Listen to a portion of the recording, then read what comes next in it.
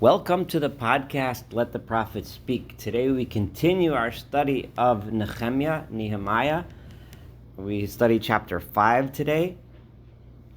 Today we take a little bit of a break from the story of the rebuilding of Jerusalem and the rebuilding of the temple and the political and military fights and engagements between the Jews who are trying to rebuild Jerusalem and all of their various enemies that were trying to mess up their plans.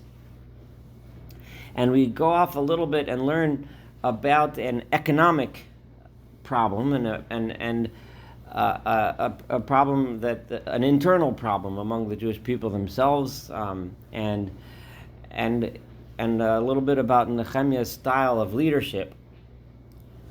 And from here, I think there are many lessons to be drawn, and some of the problems that we're going to encounter are problems that are still perplexing us today in nations around the world and economies around the world. I think it's going to be very interesting and instructive to listen and see how Nehemiah responded to this crisis and how the people responded to this crisis, and it's quite remarkable. So let's do 5, chapter 1. Vatihi tza'akat ha'am unishehem gidola. And the cry of the nation. Now here, the word the nation specifically refers to the masses, the general public, the grassroots, unishehem and their wives. Once again, we have the Nehemiah. We have Nehemiah putting in strong emphasis on the fact that the women were outspoken and that the women spoke up for themselves, and that we have to have an appreciation for the uniquely vulnerable status that women had in those days. But we find women that was specified, women were involved in the rebuilding, and here we find that they were involved strongly in advocating for themselves, because they were suffering the most from the situation we're about to read about. And the cry of the nation, El Achehem Hayudim, against their fellow Jews. In other words, there was a split, amongst the people. There was the haves and the have-nots. And the general public, was suffering at the hands and because of their fellow Jews. And what were the problems? What were the complaints? V'yesh asher omrim, some of them were saying, Bonenu uvenosenu, our sons and our daughters, again emphasizing both the male and the females, Anachnu rabim, we are many. Some translate this rabim from the Hebrew word ribit, the Hebrew word for usury. In other words, we are indebted. I think that others translate rabim the more usual way, that this word would mean we are many, that we have many of them. I'm going to go with the many as the translation, because the ribit, the usury problem and the debt problem, is going to be addressed shortly in a different verse. So I think this one is just referring to simply the fact we have large families, we have lots of children, Bonenu v'nosenu, v'nikcha dagon, v'nochla, v'nichyeh. And we need to buy grain so that we can eat and we can live. We have to support our families.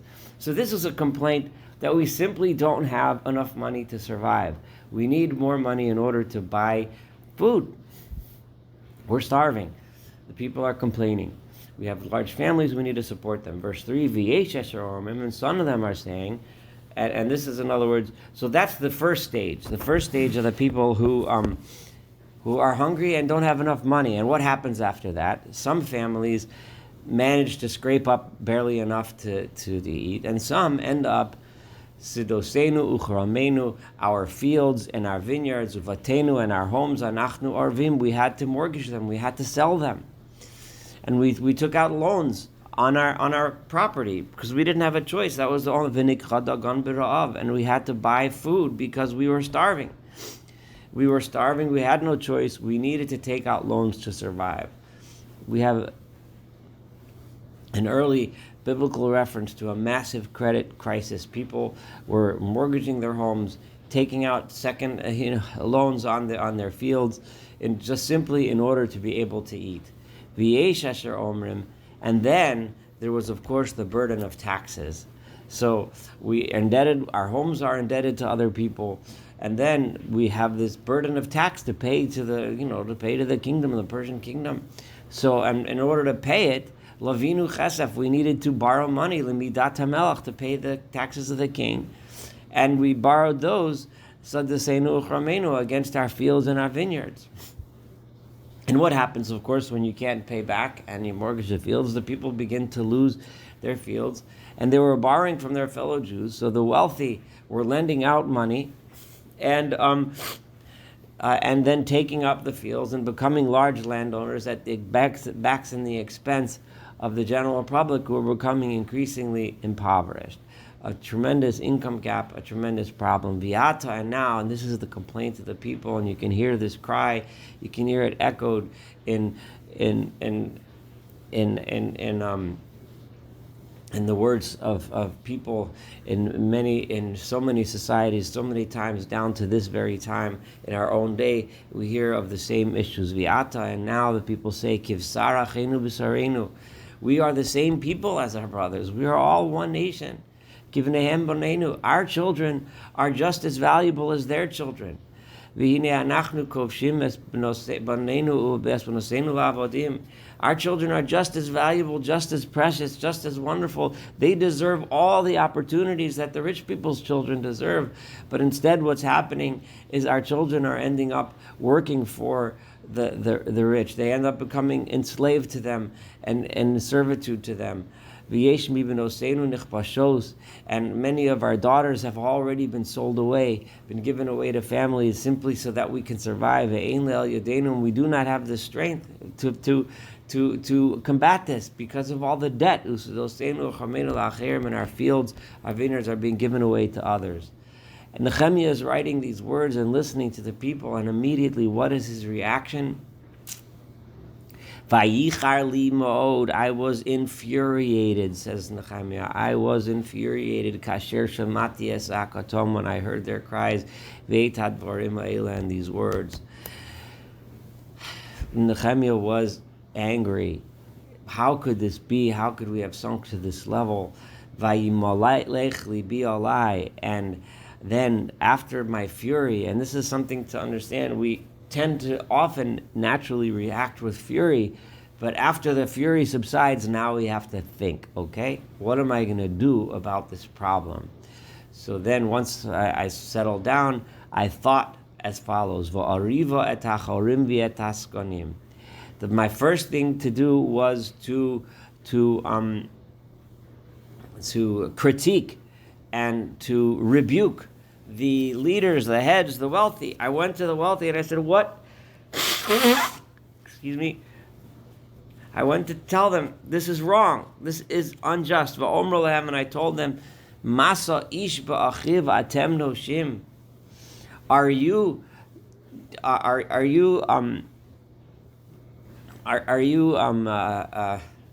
not sure what the right term is. I'm trying to think. Are you pressing after the loans? In other words, are you lend out this money to poor, impoverished families so they can feed their children, and now you're going after those loans to collect them? And I showed them the large crowds of people that were outside, the mobs of people, the demonstrators that had these claims against them. Look. In other words, he's coming at them with a moral claim, but he's also saying this cannot be sustained. The masses, the public, will not sustain this. You think you're going to get away with this, but you won't be able to. Look at the mob outside. V'omra lahem, and I told them, Anachnu kaninu et achenu haYehudim. We have done so much. We, meaning we as the leadership. Nehemiah, again, remember, of course, was appointed by the king to be in charge of the rebuilding of Yerushalayim. And as we'll see in the coming chapters, it seems that Nehemiah was officially appointed as the pachat, as the governor of Jerusalem in this area by the king. And Nehemiah is saying, we, the Jews among the government, have been working so hard to redeem the Jewish people and bring us back to freedom so that we can set up a just and appropriate state, so we can set up a new country, a new land that's dedicated to all of the ideals that the Torah stands for. We brought the Jews back. Hanim karim lagoyim kedei vanu. They were the ones who were sold into slavery after the exiles of Nebuchadnezzar, the destruction of the first temple. Our brothers, our nation, our people were sold into slavery, and we worked so hard to bring them back.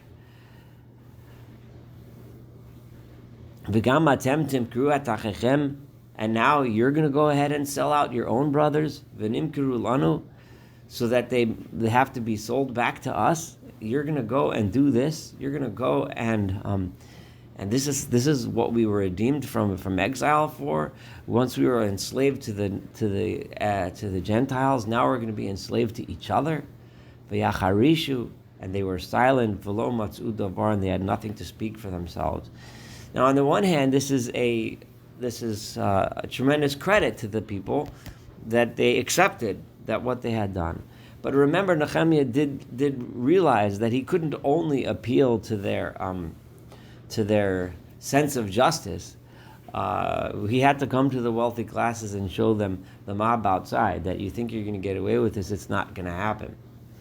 I say the word mob, which has a lot of negative connotations, but over here, there is no hint that the people were threatening violence, although we know that is often how these things end up. But there was no hint. No one complained. There's no hint in the verses, so I don't use the word mob in that sense. I just mean the large crowds of people. But Nehemiah was clearly demonstrating to them that this is not something that can be sustained. So number one, he gives a moral claim against them. Number two, a historical claim. And number three, a practical claim. It's impossible. And the other thing that's unspoken here is when it's slightly hinted to when he says, Anachnu kaninu, we. Who's this we? This we is referring to the Jews that were close to the government of Persia, that worked hard to bring about this. And we've seen throughout Ezra and Nehemiah, we saw the work that Zerubbabel did. We saw the work that over the past 100 years or so that had been done by the Jewish leadership. We know from the book of Esther the work that Mordechai and Esther did.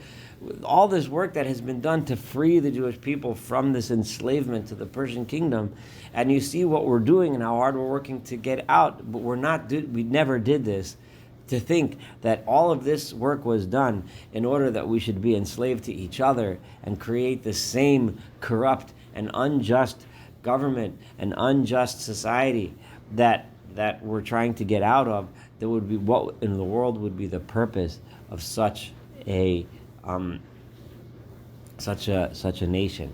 Think a little bit in modern terms how important therefore it is that when we set up a nation of Israel, how important it is to set up one that is based and built on justice of all kinds and types, so that we didn't suffer all of this and work so hard to build something which is in the end going to be just as bad as it was when we were not independent.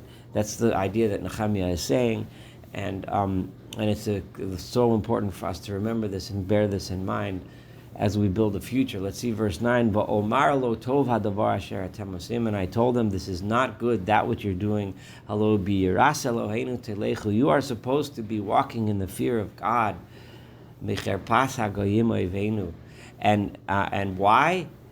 Practically, in other words, of course you're supposed to go in the fear of God because you're supposed to, period. But more so, even if you don't understand, and even if you don't have any fear of God in you, don't you realize what it looks like to the nations when we set up a society that's unjust and improper? V'gam ani v'achai v'unarai, and Nehemiah says, and look at me. I also know Shimba Kesef v'Dagan. I lent out money too, right? I lent. People turned to me for money. I'm a wealthy person. Remember, Nehemiah came from a family. He worked in the king's, and he got direct support from the king. Nehemiah had a significant salary. He was a wealthy man on his own. I lent out money. I gave out food. But in other words, and I am not going after, I'm not taking over people's fields. I'm not acting in the same way as you. So don't look at me and say, oh, you don't understand. You're not lending out money. I'm one of you guys in that sense. I'm also wealthy. I also, but help, but I don't go and chase after and take people's fields away and impoverish them and enslave them to me. So we need to abandon these loans. We need to abandon these debts. We must get rid of those claims. Just get rid of the debt forgiveness. Return to them today. No delay. Don't say, well, we need to arrange this. We have to make a committee. We have to make a discussion. We need to have a vote. No. Today. Sidosehem, Karmehem, Zesehem, Uvatehem. Immediately give them back their fields. Give them back their vineyards. Give them back their olives, not just the fields, but the products that you took from those fields, and give them back their homes. Uma'at hakesef v'hadogon hatirosh v'hayitzar, and the hundreds of pieces of silver, give them back their money, the hadogon and the grain, hatirosh v'hayitzar, and the wine and the oil, asher atem noshim bohem, that which you took from them in repayment of them. That's vayomru, and what did they respond? Noshiv, we will return it. Umehem lon vacation, we will no longer try to collect these debts. Kein na'aseh, this is exactly what we are going to do. Kasher tomer, exactly as you stated. V'ekrat hakohanim. Nehemiah wisely understood that lots of times people will say things, even if they meant it at the time, but then the next day they might not, they might go back. Well, we didn't really, we coulda, we shoulda, maybe. No. So therefore, v'ekrat hakohanim, I brought in the priests in front of all of the people, all of this wealthy class that I was talking to, and I made them swear that they were going to do this thing in order to fix it. Gam chotsni no'arti, I went ahead and to demonstrate the point to the people, I did the following. I shook out my cloak. V'omra, and I said, Kocha yina'er ha'Elohim et kol ha'ish asher lo yakim et hadavar hazeh. As I am shaking my clothes, this is what God is going to do to any person who does not fulfill His word. I am making you swear, mi beso mi igio. You think you're wealthy, you think you have a big house, you think you've worked. We said, oh, but we worked for all this wealth. God is going to shake away everything you worked for, everything in your home. And He's going to empty you. You're going to be shaken, and you're going to have nothing. That's going to be your punishment if you don't fulfill these words. Vayomru kol ha'kahal amen. And the entire people gathered there, and these were the wealthy people that he was talking to, said, Amen. Yes, we will do it. Vayahalu et Adonai, and they went and they praised God. Vayasom kadavar hazeh, and they fulfilled their word. Gam miyom asher tziva oti lios pecham. Nehemiah continues his speech and he says, from the day that I was appointed to be the leader, Be'eretz Yehuda, the day that I was appointed by the Persian kingdom, apparently Nehemiah, this specific event wasn't recorded. We know he was sent by the king to rebuild the city. We didn't know he was appointed the governor, but now he's stating that from the day I was appointed Be'eretz Yehuda in the land of Judah, Mishnat Esrim v'yad Shnas Shloshim V'shtayim, from the year 20 of the king Artaxerxes until the year 32, the Artaxerxes HaMelech to Artaxerxes the king. Shonim Shtei Metzrei, for the last 12 years I've been the governor of the area, Ani v'achai, me and my brothers, in other words, and my family, Lechem ha'pecha lo achalti, I never took money from the taxes, I never took food from the king. I lived on my salary, on my own wealth alone. V'hapachot harishonim asher lefonai echpiru alam. And you know very well that for the years that preceded me, the other governors that preceded me, they were onerous. They put taxes on the people. They were oppressive. Vayiklu mehem, and they took from the people belechem bayai, and they took bread and wine. Achar kesef shkalim arbaim. After even taking money, then they also took products. Gam nareim shaltalam, and they had goons and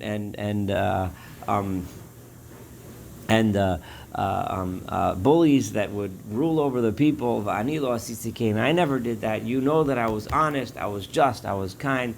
Why? Mipnei yirat Elohim. Why was I moral? Why was I ethical? Because I had the fear of God. Nehemiah is making a very clear statement.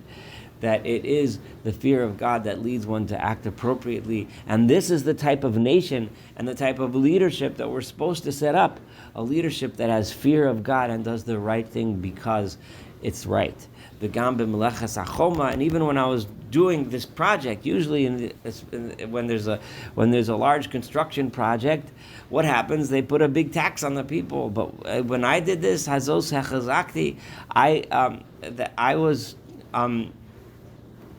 supported this work, and we didn't go ahead and buy fields, right? And all of my men, they didn't go around telling everyone, do this, do that, as supervisors. They rolled up their sleeves and worked with the crowd. When it says Sada lo kaninu, he's saying we didn't buy fields. In other words, because had I bought fields, it would have you would have said, look, he's trying to enrich himself. He's collecting taxes. Look at he's accumulating property, because that's how people become wealthy and so on. But we didn't do that because I wanted to demonstrate that I was being honest, I was being open, I was being transparent. And my people, instead of my people, my guys, instead of going and oppressing the people, they did the opposite. They rolled up their sleeves and worked with the people. And of the Jewish people and those that were in charge of them, there were 150 of them. And not only of the Jewish leaders that came, the 150 leaders that came to eat with me, in other words, at my table, I fed the people, I fed the leaders, I gave food, I helped them.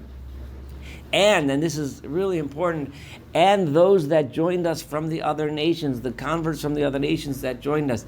Bear this in mind, because remember when we talked in the book of Ezra, and Nehemiah is going to deal with this issue too, the relationships with the other nations. Remember that it's crucial to understand that repeatedly in Ezra and Nehemiah, not only is there discussion of not marrying into and not associating with those who remained idol worshippers and did not fear God, but in the context of Nehemiah explaining that morality comes from the fear of God, Nehemiah states that many people from the other nations joined us and came part of us and were welcomed with open arms, because they came around my table, I gave them food, they joined, they ate with me. These were the converts that joined, that left, that were hibadlu, that separated themselves from the Goyim. This is extremely important to take this in mind, because we're going to get back to this subject later, and I just want to emphasize that.